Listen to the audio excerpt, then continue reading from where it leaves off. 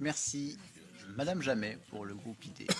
Oui, Monsieur le Ministre, encore une fois, merci de votre présence. Merci de ce discours qui a retenu toute mon attention et que j'ai trouvé effectivement particulièrement intéressant, faisant preuve d'un réalisme politique, d'un pragmatisme dont nous avons cruellement besoin, souvent au sein de cette institution et particulièrement dans le secteur de la pêche. J'ai relevé plusieurs points intéressants.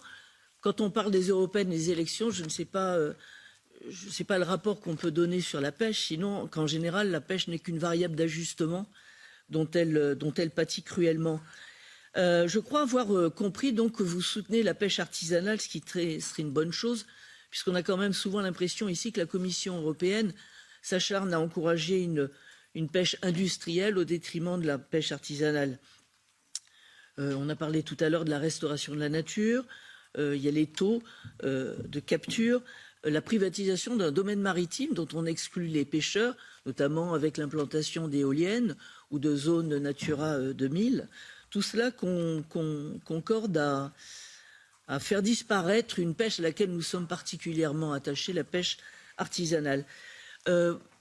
Plusieurs points que je souhaiterais relever. Notamment sur la décarbonation, nous en avons parlé un petit peu au mois de juillet. Je crois qu'il doit en être question à la rentrée. Il serait quand même bon de se pencher avec un certain pragmatisme et un certain réalisme, notamment sur les conditions qui sont imposées à nos pêcheurs, par exemple, pour la décarbonation de leurs bateaux ou des carburants. L'Europe s'engage en général à donner des subventions ou des aides, mais sur des critères qui sont totalement inatteignables. Sur la Norvège, effectivement, je suis d'accord avec votre position. Sur le Maroc, beaucoup moins, avec quelques-uns de nos collègues ici. Je ne suis pas forcément pour tous les accords de pêche qui sont signés, surtout sur la côte africaine et les conditions dans lesquelles ils sont faits. Mais je relève en tout cas qu'il y a une intrusion du gouvernement des juges sur la souveraineté du Maroc que je trouve particulièrement préjudiciable à cette institution. Enfin, sur la durabilité et la rentabilité, je suis parfaitement d'accord avec vous. C'est ce que je viens d'essayer de débaucher. Et je voudrais justement en venir à la crise du carburant. Aujourd'hui, il en est beaucoup question.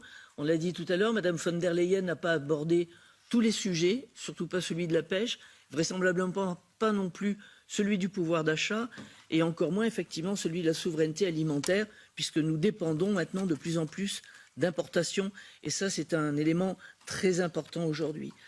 Donc je voudrais savoir un petit peu si vous avez des pistes, si vous pensez que l'Europe peut alléger en tout cas ce poids sur notre pêche. Je pense notamment à une taxe, par exemple, ad valorem sur les poissons importés, qui pourrait parallèlement à ça permettre de financer justement la décarbonation de bateaux, et je parle surtout de la pêche artisanale.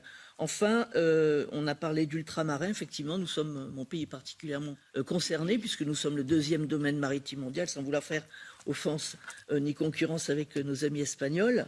Mais il y a aussi là-bas un gros problème de défense, de protection, et notamment contre la pêche illégale dans ces secteurs. Donc je voudrais savoir si vous avez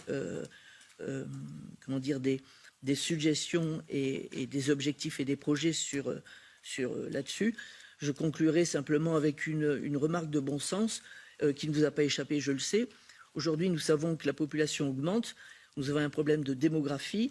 Il y a une pression foncière terrestre qui se fait de plus en plus forte. Et vraisemblablement, ce sont les produits de la mer, c'est l'aquaculture.